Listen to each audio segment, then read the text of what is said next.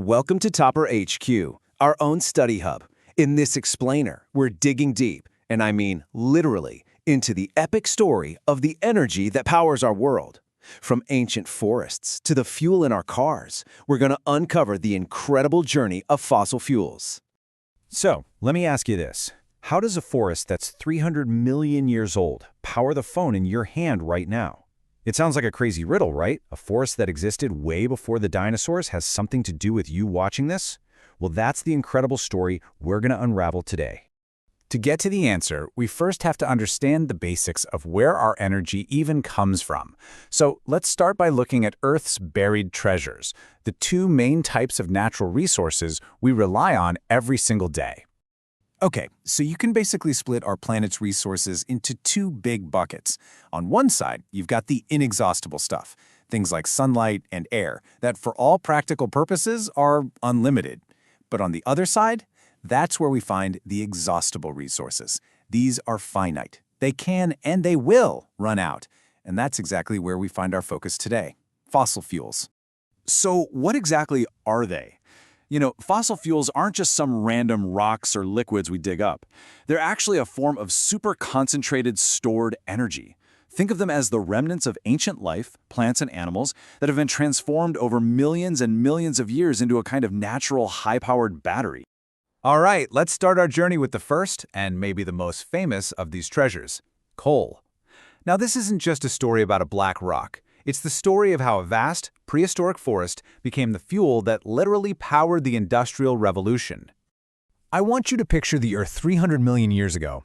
It's this world of giant ferns and huge swampy forests. Now, as all these plants died, they fell into the murky water. Over time, layers of sand, rock, and mud piled on top, burying them deeper and deeper and deeper. As they sank, the pressure became absolutely immense and the temperature soared. And here's the key. With no oxygen down there, this ancient plant gunk was slowly cooked and crushed, transforming into the hard, black rock we know today as coal. Now, there's a fancy scientific name for this incredible transformation, carbonization. But the main idea is actually pretty simple. Plants are mostly made of carbon. This whole process, with all that heat and pressure, basically squeezes out everything else, like water and other elements, leaving behind a highly concentrated brick of carbon. And guess what?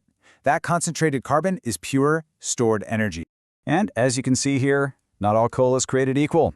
It's a process that happens in stages. It all starts as peat, which is kind of like baby coal, still soft and spongy. With more time and pressure, you get lignite, a soft coal that powers a lot of electrical plants. Give it even more time and you get bituminous coal. This was the real workhorse of the Industrial Revolution, used in everything from factories to homes. And finally, after the most intense transformation, you get anthracite, the hardest, most pure form. It burns with the most energy and the least smoke, making it the top-shelf premium stuff. Okay, let's move on to our next buried treasure. We're going to shift our focus from the ancient forests on land to the vast oceans of the past. Because a very similar process created the liquid fuel that completely defines our modern world, petroleum. Before we even get into how it's made, this nickname tells you everything you need to know about its importance.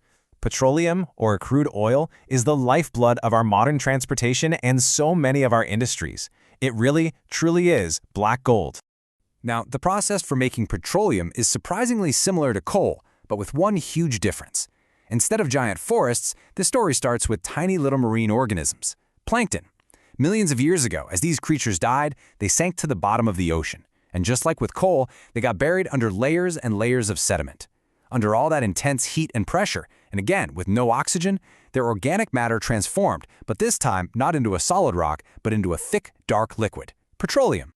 Okay, so we've got this raw crude oil. But how do we turn this black gold into the fuels and materials that are so crucial to our daily lives? Well, that's where refining comes in. Refining is basically a super sophisticated sorting process. Think of crude oil as a big, messy bucket of mixed-up ingredients. Refining is the process of carefully separating that mixture into all its individual components, or fractions, and each one of those has its own unique properties and uses. So how do they do it? It's a process called fractional distillation. First, they heat the crude oil to over 400 degrees Celsius, which turns it into a hot vapor. This vapor then gets piped into a huge, tall tower.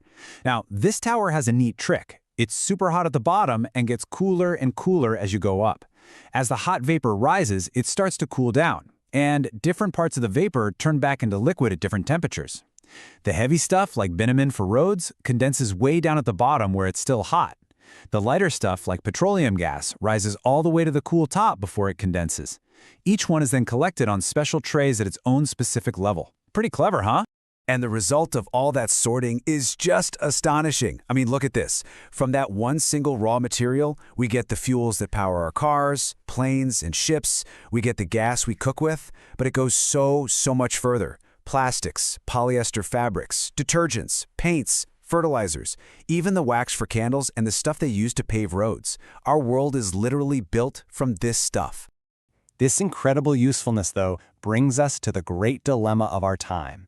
We've built our entire modern civilization on these ancient fuels, but their very nature presents us with two massive problems. They're running out, and using them has a huge impact. So, what does our future hold?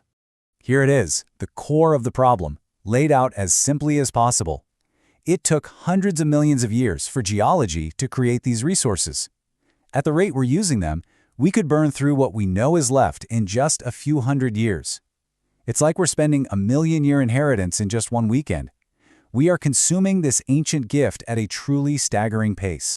And that consumption has consequences. That number you see, over 200, that represents the sheer number of different chemicals that can be released from something like coal tar. When we burn these fuels, we're not just getting energy, we're also releasing a whole cocktail of pollutants into our atmosphere, which contributes to air quality problems and, of course, drives global warming. But, as this chart shows pretty clearly, not all fossil fuels have the same impact. Coal is by far the highest emitter, diesel is somewhere in the middle, and then you have compressed natural gas, or CNG, which burns much more cleanly. This is exactly why you often hear natural gas described as a bridge fuel. It's still a fossil fuel, yeah, but its environmental footprint is way lower than the others. And all of this leaves us with the ultimate question. These buried treasures from a world that's long gone gave us the power to build everything we see around us today. They are a finite gift, and they come with real consequences. Understanding their epic story is the first step in figuring out what comes next. So I'll leave you with this. Fossil fuels built our world. What will power our future?